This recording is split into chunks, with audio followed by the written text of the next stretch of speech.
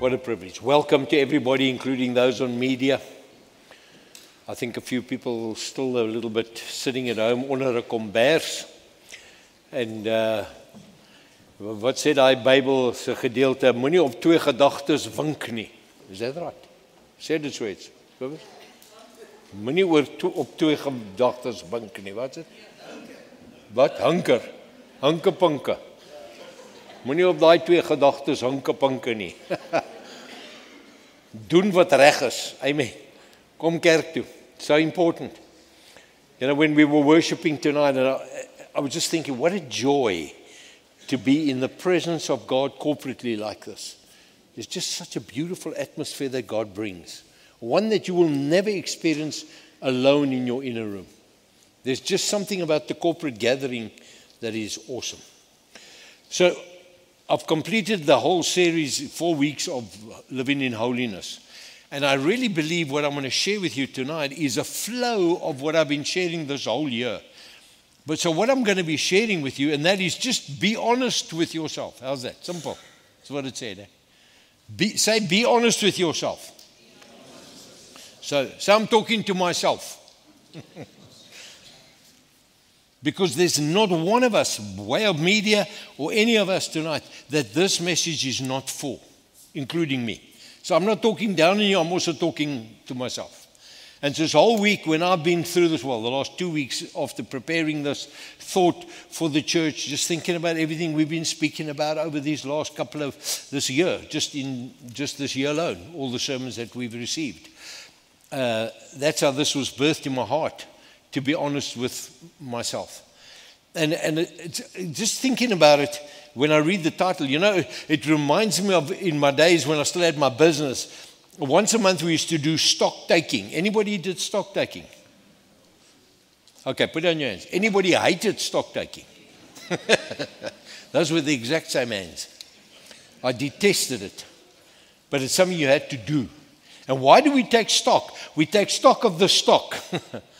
To know that we have X amount of such and X amount of such, and then this has a certain value, and we know the business has a certain kind of a value. And it also tells us that we need to buy more of that and we need to buy less of that. And so what I want to share with you tonight, to being honest with yourself, it's taking stock of my own life, to see what I need more of and what I need to get rid of. What is hampering me from living a valuable life before the Lord Jesus Christ. So my statement is the whole key, this little, to be honest with yourself. You've got to find your weak spots. You've got to find your blind spots. You've got to find your crazy spots, your disobedient spots. Work at it and get it done and deal with it. That's the important thing. And this is what I want to talk to you tonight about. Because the reason why being honest with ourselves is so important in our walk with God is this. Because when I read my Word of God, and that's what I'm going to share with you tonight, when we read the Bible, it teaches us to look at our hearts. Does it not tell us to check our hearts? It tells us to check our thoughts, to help us understand, listen to this, who we truly are. Wie is ek? You need to be the best version of you that God saved you to be. Not somebody else. Vergeet almal om jou. Ek praat met jou. God is talking to you individually tonight. When we're very honest with ourselves, we can become the best version of ourselves. As ek eerlik met myself is. And it's true. It's not always easy, and I know. Because this is the kind of sermon you say, oh gee, I'm going to go sit through this tonight. Lord Jesus. Sit hom af. Maar ek wil julle net sê, julle wat van my kyk op hierdie media, sit nie nou af nie. Julle gaan baie mis. Amen. Want almal hier gaan nie uitloop nie. Maak jy deur 'n toe daar so agter Jannie. Hallelujah. Because it's essential for our journey of faith. And we're all on this journey of faith. So I got a scripture here which I want to introduce to talk to you about this journey about being honest with ourselves. I did a series some time ago. It was, I don't know how many of you remember it. If most of you don't remember it, then I can re-preach it. But it was something to perfection. Yeah. Aim for perfection. That was the word. And I spoke out of 2 Peter.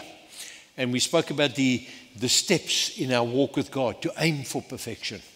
We may never be perfect, because Paul said it. I have not been made perfect yet, but I press on. But this is what Peter says. So I want to share this scripture with you in the light of which I put in my notes to share with you. But I thought I can't share this until I've shared what it said before then. And it's such good material for us to consider. And keep in mind as I share this word with you tonight is to be honest with yourself.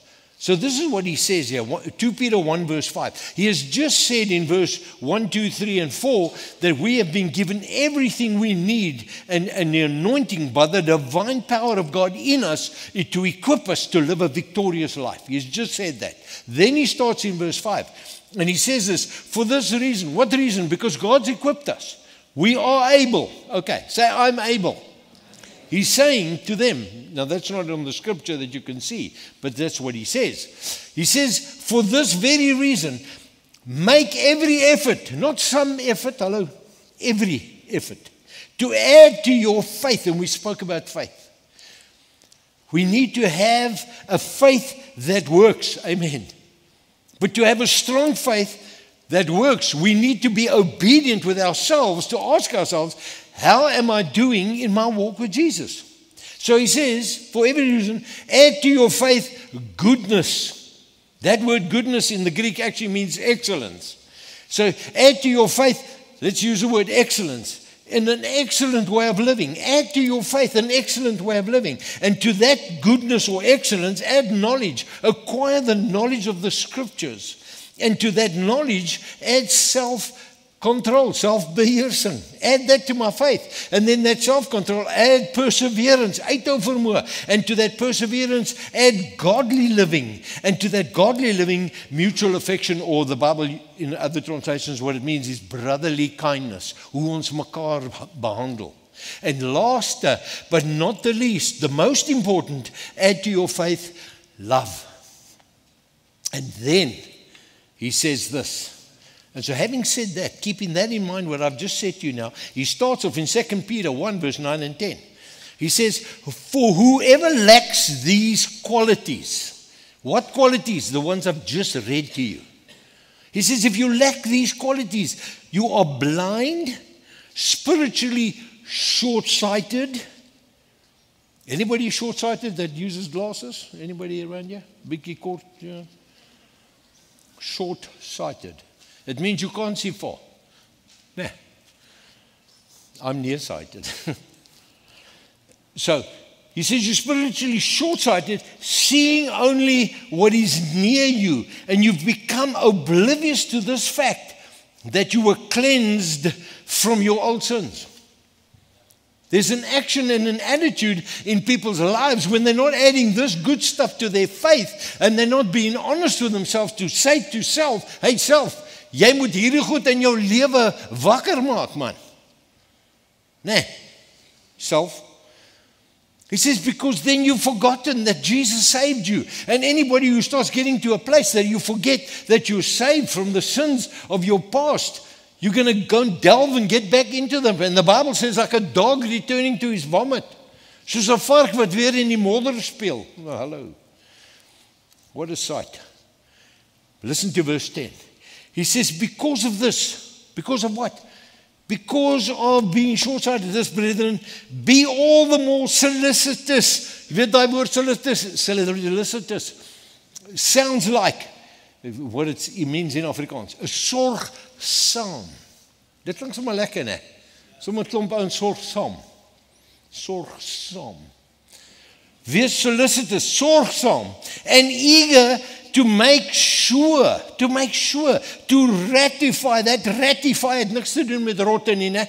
Ratify, dit meen om te bekragtig. That's what it is. Ratify, not ratatouille either.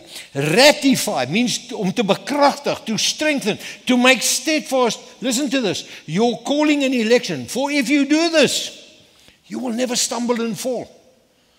That's the promise. But you see, if you and I are not honest with ourselves in our walk with the Lord Jesus, and we're going to talk about that tonight, but if you're not honest, can you see what will happen to your spiritual life? You'll just wander along without direction, without purpose, without function, without any effect in the kingdom of God. And that's not why God saved you, because you're special to God. Self-honesty is very, extremely important. Why? Because it unlocks for us so many things that are crucial to living a life of freedom, a life of joy, a life of peace, with no need to prove ourselves to anybody except our Heavenly Father. That's the joy of being open and honest with ourselves. So if the truth must be told, if we're all honest with ourselves, we'd be living in a better world right now. Amen? If everybody tomorrow morning gets up and we're all going to be honest, there'll be a lot of problems too. Want jy so lang gelieg, nou vang jy hulle jou uit, ne? Ja. I sent that to Tia early on for this sermon when it goes out. I always have a little article that I put with it. But it's strange that how people find honesty to be strange and a lie and deceit to be okay in the world we're living in. Isn't that amazing, eh? It's crazy. But we don't have to. So the psalmist is so clever.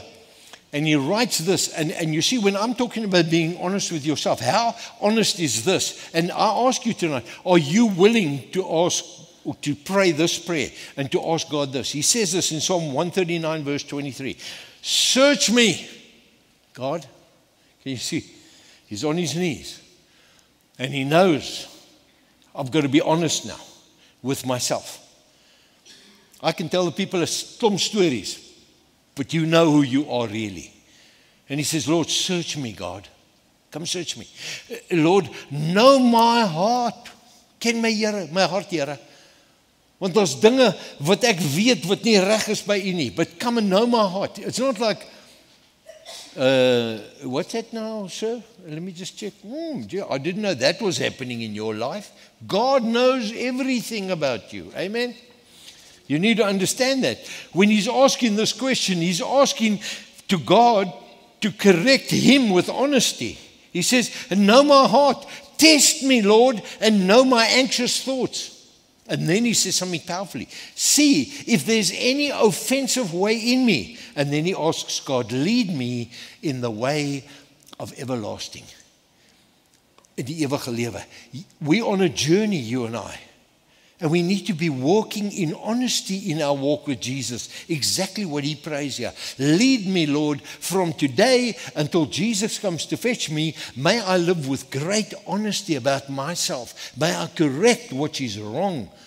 So to help us to see the importance of being honest to ourselves, I want to talk about, look, I could use many things, but I've just used 3 thoughts to jog our memories here tonight. And in light of what I want to share with you, I want to lay this scripture before you. Lamentations, Klaagliedere 3 vers 40. Lamentations 3 verse 4 says this. Let us examine our ways and test our ways, and let us return to the Lord. You see, herein lies deep honesty. And so the first one I want to talk to you tonight about. Without honesty, we won't be able to repent of all our sin. Want as ek nie eerlik is oor wat verkeerd in my lewe aangaan nie, dan lewe ek met dit. And afterwards, it becomes a stronghold in your life. Amen. It does. We need to deal with stuff. We need to be honest about stuff. I find that generally in the world of Christendom, people carry stuff from their birth until they're saved, they're loving God, they worship, they love God. But they carry stuff because they're not honest to lay the stuff down. Amen. So without honesty, we won't be able to repent of sin because we're not honest, so we won't deal with it. So here's the issue. What is sin? Listen to this. When I say sin, listen to what sin is. It's defined as transgressing, and that word transgressing is oortree. Oortreding van God se wet. Transgressing God's law, which means, listen, put in simple terms, it's crossing the line of God's standards. God het 'n standaard. And you see, when I start walking over God's standard and I start doing my own thing, that's when it begins to become sin in my life. En jy weet wanneer jy besig is met daai goed. Amen. Ja, amen. Also sin is failing to live up to God's standards of holiness. Now, we've spoken about holiness over the last 4 weeks. When you stop walking in holiness, in the standards that God has called you and given to you for your life, it's when you start doing that, missing God's standards. And then there's another wonderful word which the Bible talks about sin, the word sin. It's simply this: missing the mark. What is sin? Missing the mark. When God is sending me to the board, to the dartboard, into the bullseye, that's where He's sending me. That's my direction. The Word is guiding me, it's leading me. And you see, it's as soon as I take my eyes off Jesus and I begin to do things that takes me off my road, that's when I begin to step into the area of sin. And so tonight, I don't want to talk about the sin of whatever. Let me not even say them. But we could tonight develop a hele manual vol wat sonde kan wees. Maar dis wanneer ons besig is met daai goed, then we begin to miss the mark. And we need to be careful. So we need to. 1 John 1 verse 8 says this: if we say that we have no sin, we deceive ourselves and the truth isn't in us. So what is that telling you and I?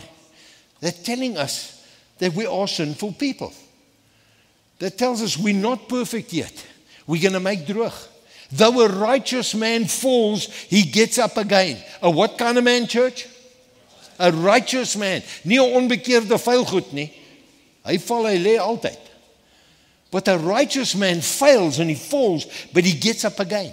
And the Bible is so full of these characters that fell, righteous men that stood up again. Why? Because they began to be honest with themselves. They took stock of their lives and they came out to be honesty. Unless we stop lying to ourselves and we admit our real sinful motives, we won't be able to let go of them and we will never change. Amen. Are you hearing me? Listen, trying to escape this fact. If we've sinned, if we lie, we deceive ourselves and we deceive others.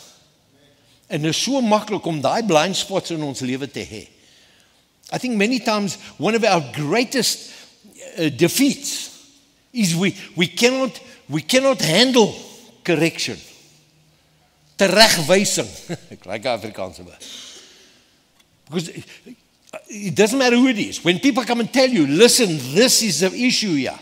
And they tell you from the, yeah, bro, you got every reason and every excuse why you're doing it the way you're doing it. No. Be honest with yourself and say, Here, maybe I need to change because I'm missing something here. These people have spoken to me. Your word says, how do I line up with the word? Not what people tell me.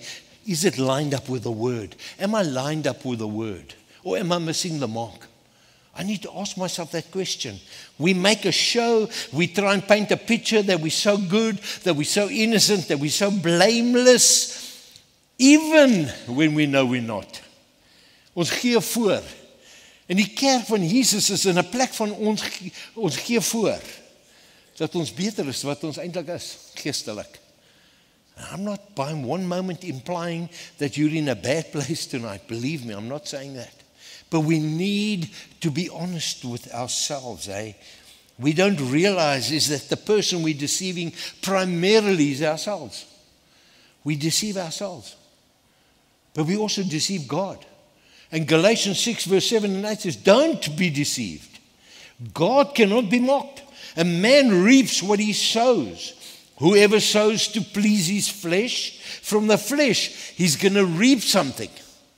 What is that word? Say destruction. Okay, I'll say destruction because it appears you can't read. Is it a bit far from you? Are you farsighted or nearsighted? It says destruction. You will reap destruction. There's many people in their lives are busy in bad places because they've naturally opened up a door for the enemy of their lives, and destruction has entered in. God's not the author of destruction, the enemy is. Jesus said in John 10:10, The thief comes to kill, steal, and to destroy. But I came that you might have life and abundant life. But that abundant life is culminated with honesty in the way I live. Amen. We catch that, eh? Unless we admit our sins, we won't be able to let go. And we won't be able to truly repent. I can tell you that now. We will not repent. And that's the first thing about being honest with ourselves. To be honest and be quick. I want to tell you this, if I can give you some advice. Be quick to repent and slow not to. The moment you realize the Holy Spirit convicts you about something in your life, take it to Jesus, lay it at His feet. Ask God to forgive you. Secondly, we have to be honest in order for God to change us.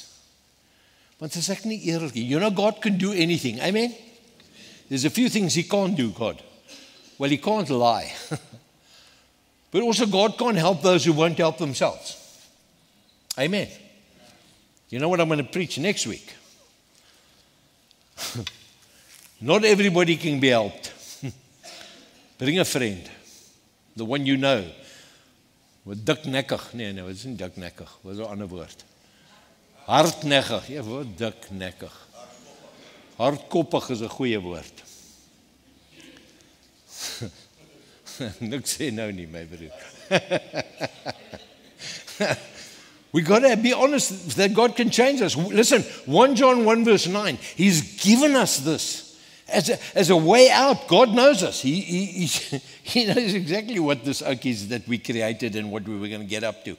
So God makes a way out for us. He says, if you say you have no sin, you're a liar, verse 8. But 1 John 1 verse 9 says this, if we confess our sins, missing the mark stuff, God is faithful and He's just to forgive us our sins and to cleanse us from all unrighteousness.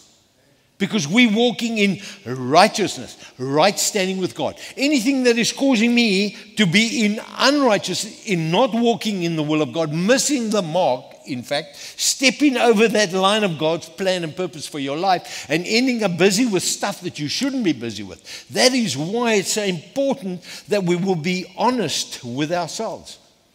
I mean, think about it for a moment. How can we ask God to forgive us for something we're not even willing to admit that we're doing? Hello?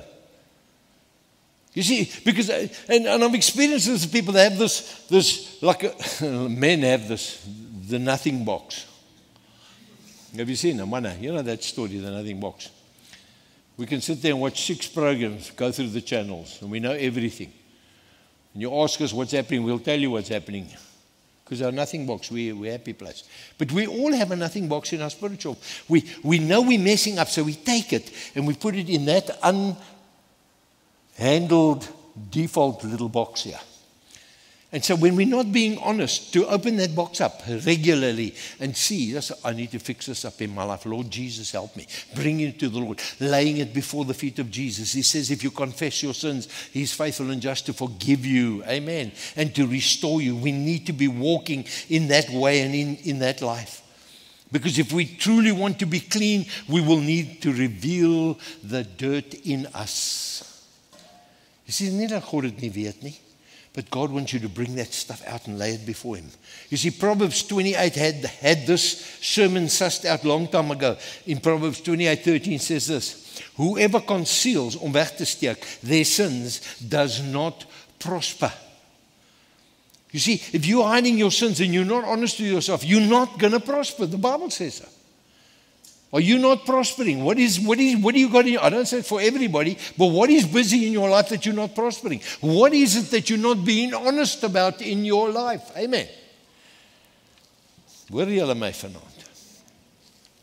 Ek praat eintlik met die ouetjies daar op die skerm nie vir julle nie. Ek weet julle verstaan duidelik. How can God come and cleanse us from deep-seated stuff and dirt in our lives, in our hearts? If we keep saying we don't have it. Well, I'm not too bad. And I'm okay. And I'm a Christian. I don't always walk right, but you see, we make all these excuses for our sin, for missing the mark. No. Start dealing with it. And the only way you're going to start dealing with it is, listen, to be honest with yourself. Amen. Eerlik met jouself. That's where we need to be. There is no, but yeah, let me finish the scripture. Whoever conceals their sin does not prosper, but the one who confesses and renounces them finds mercy. Did you hear what he said there? Who confesses them, and what's the other beautiful word there? Say with me, renounces. That's the key. Jy kan die hele tyd bid en sê, Here, ek se vuil goed, Here, ek doen dit, ek doen dit. You get up, you gaan doen dit weer. No, you must renounce it. That's what it means to be honest with yourself. Honesty, being able to renounce that. He says you will receive mercy. But let me also tell you this, you will also prosper. Because he says, if you conceal your sins, you won't prosper. If you don't conceal them and you open and you confess them and you renounce them, guess what? You open up a mighty door over your life for God's prosperity to flow like a river in your life. Amen. And we have no reason at all, church, to fear revealing ourselves to God. Because God is perfect and His love casts out all fear, the Bible says that. Never feel, I can't talk to God about this. Listen, you can talk to God about anything. Because He already knows. He's just waiting for you to come and be honest with yourself. 1 John 4:18 says this, we need have no fear for someone who loves us perfectly. Wie is dit? Dis God. Jy hoef nie bang te wees vir iemand wat jou so lief het nie. He says His perfect love for us eliminate all dread, which is fear and anxiety and all this. We don't have to have that of what He might do to us. As ek hierdie goed vir God sê, dan gaan God my 'n klap gee van hier tot volgende week. And that's not how God deals. God wants you better, and He'll work out the best answer with your life. You don't have to fear. You don't have to have dread about it. He says if we're afraid, it is for fear of what He might do to us, and it shows us that we have not fully been convinced that He really loves us. As jy nie vrymoedigheid het om eerlik te wees oor jou sonde en voor die Here te lê nie, dan is jy nog vreesagtig dat die Here jou gaan nog 'n goeie klap gee. En God werk nie so nie, want hy is lief vir ons. Amen. He knows who we are. He knows what we've done. But instead of hating us and abhorring us and laat ons soos 'n suurlemoen in God se mond is, when He looks at us and He sees our behavior. No, He wants to cleanse us. He wants to make us holy. He wants to totally free us from sin. That's His commitment to you and me. That's His dedication to us. God is dedicated for you to walk in victory because He's already won the war for you and I. He's overcome. But He wants you to walk in an overcoming life. And the only way you're going to walk in an overcoming life, church, is when you begin to be honest with yourself. Isn't our God awesome? Amen. And the third one, not least, but it's number 3. I told you I could speak a whole lot of stuff tonight, but this is important as well. It's necessary for us to be free. You can't, as a Christian, continuously live in bondage. When the Son sets you free, you'll be free indeed. Vryheid. Nie vry om weer te gaan sondig nie, maar vry om oorwinning te hê oor die dinge wat ons wil tuister in die lewe. Dis 'n mooi Afrikaans daai. I want to say this, self-honesty, when coupled with God's truth, as ons die waarheid met eerlikheid het, we allow us to be free, because Jesus said these words when He was talking to the guys, the Greek guys that believed Jesus. Listen what it said. John 8:31 and 32. If you abide in my word. As jy vas is in my woord, jy glo my woord, jy lees my woord, die woord is die waarheid vir jou. Jy maak veranderinge want die woord vertel jou hoe om daai veranderinge te hê. How to live a holy life. How to live the fruit of the Spirit. Love, joy, kindness, peace, self-control, patience, all that mooi goeders. The word tells me. So what Jesus is saying, if you abide in my word, that is being honest with yourself, isn't it? Abiding in my word. Do you or don't you abide in the word? That's the question, yeah. Because it's an important factor to what He's just about to say. He says, if you abide in my word, listen, then you my disciples indeed. When am I Jesus' disciple? When I'm abiding in the Word. And when I'm abiding in the Word, I'm a disciple. Now listen what the natural outflow of that is. And you shall then know the truth because you're abiding in it. And that truth that you know will make you free. Guess where the freedom comes? When I'm abiding in the Word. Then I'm being a disciple. And once I'm a disciple of Jesus, I begin to understand the Word. And this Word here sets me free from the bondage of sin and wickedness and ungodliness. Amen. I get excited about that. I don't know about you. We've got to realize that our self-honesty is implied here when he says, if you abide in my word. 3 things here. Do we really abide in God's word that says we should repent? Because if I say I'm abiding in the word, then the Bible tells me to repent regularly. Daai bekering is nie een aand toe ek my hart vir Jesus gegee het nie. Every day is a day of repentance because every day we do something. Every day we do things that miss the mark in our conversations, in our thoughts, in our actions. Amen.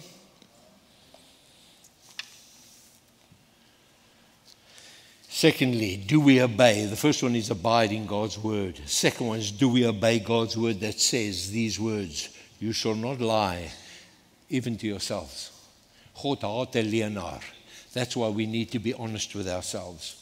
And if I'm honest with myself, then I'm, abiding in the word. And if I'm abiding in the word, I'm a disciple. And if I'm a disciple, that truth that I'm busy with is busy setting me free from the bondage of the lies of the Satan. Amen. And he will come and he will tell you trash. But because I'm abiding in the word and in the truth and I'm a disciple and I'm honest with myself, man, I walk in this incredible freedom. And it's hard to explain that freedom to an unsaved person. But I think it's even more difficult nowadays to explain that to a Christian.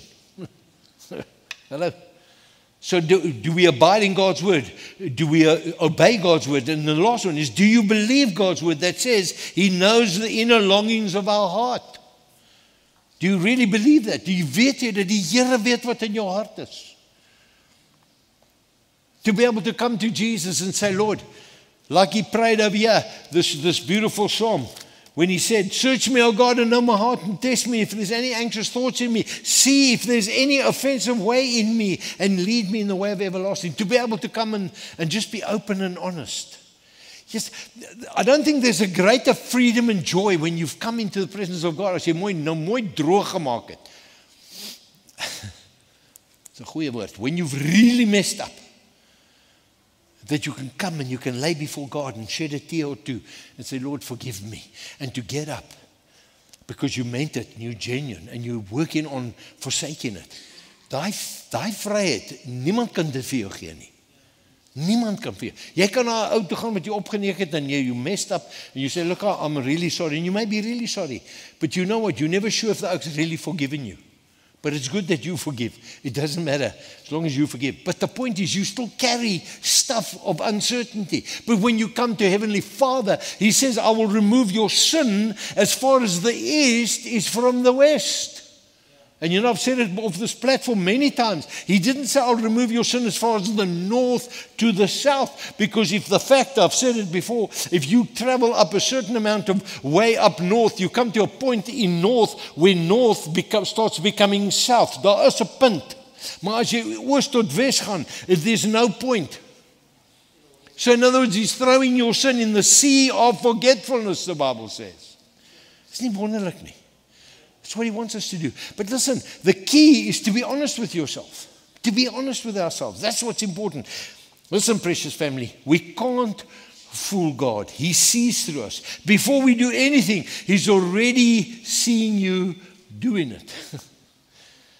What a release. Psalm 69 verse 5 just really knocks it. It says, oh God, you know my foolishness, and my sins are not hidden from you. Oh God, you know my foolishness. Anybody been foolish in this last week? I was going to say, I should have said, don't put up your hand. Anybody been foolish this last week? And you that's on the media, you can put up your hand because nobody can see you. But if your wife's next to you, don't put up your hand either. Hallelujah. Listen what Jeremiah 17:10 says. I, the Lord, search the heart. I try the reins. That word reins, very interesting. The Hebrew word there is kidney. That's what that word is, reins. What God's saying is, the kidney must cleanse all the chachas in your life. We need it to flow the blood in my body. So when he says, I try your reins, in other words, I try your inner heart of your person, jou hele wese. Check ek uit, sê die Here. Jou hele wese. I try the reins. And listen, to give every man according to his ways. So if you're getting pawpaws for jam, God's been trying your ways. And he's giving you what you are preparing. Want jy kan nie 'n pampoen in die grond sit en dan 'n mielie groei nie. Kan nie wees nie. Ons weet dit almal, né? So that's what he says, according to his ways and according to the fruit of his doings. That should make us sit up and take serious attention to the subject, being honest with ourselves. I want to ask this for the week ahead, church. And I'm not coming to a close, so don't relax. Keep your attention going. Say, dankie, Here, klaar. Let us make a quality, life-changing decision to be honest before the Lord. Listen, if you've never done it before, just this week, make a quality decision. Ek gaan eerlik wees.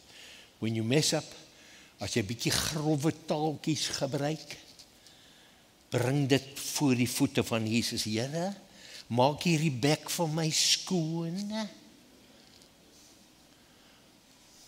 As jy so af en toe in die botteltjie kyk, vra die Here om jou help dat jy nie meer in die botteltjie kyk nie.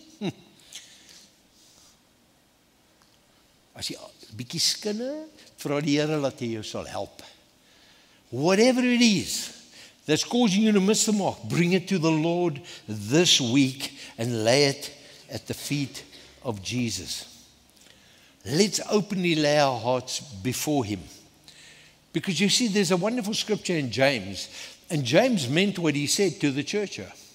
And God still means it tonight. It says this in James 4:17. If anyone then knows the good that he ought to do, but he doesn't do it, to him it is missing the mark. Sin. You're missing the mark. You're stepping over God's standards. That's what happens. See, it's not just about being honest, but it's about forsaking as well. Amen? Dit is nie net eerlik wees nie, maar is om te verander ook met die dinge wat ek oor eerlik is. Does that make sense? My last scripture, and you'll be really happy now. Psalm 32 verse 5 says, and you forgave my guilt of my sin. You forgave the guilt of my sin. God doesn't want you to walk around feeling guilty or condemned. Romans 8 verse 1 says, now there is no more condemnation, veroordeling vir die wat in Christus is. If you're in Jesus, there's no more condemnation. But the Holy Spirit will come. He'll bring conviction on our lives. And it's conviction for correction. So God wants us to live better. Church, are you hearing something tonight? Has God spoken to you? When last were you so diep eerlik met die Here? When last were you so honest with God? Let me tell you, God is very good, and there's nothing to fear when it comes to being honest with God. But God wants us to come with honesty.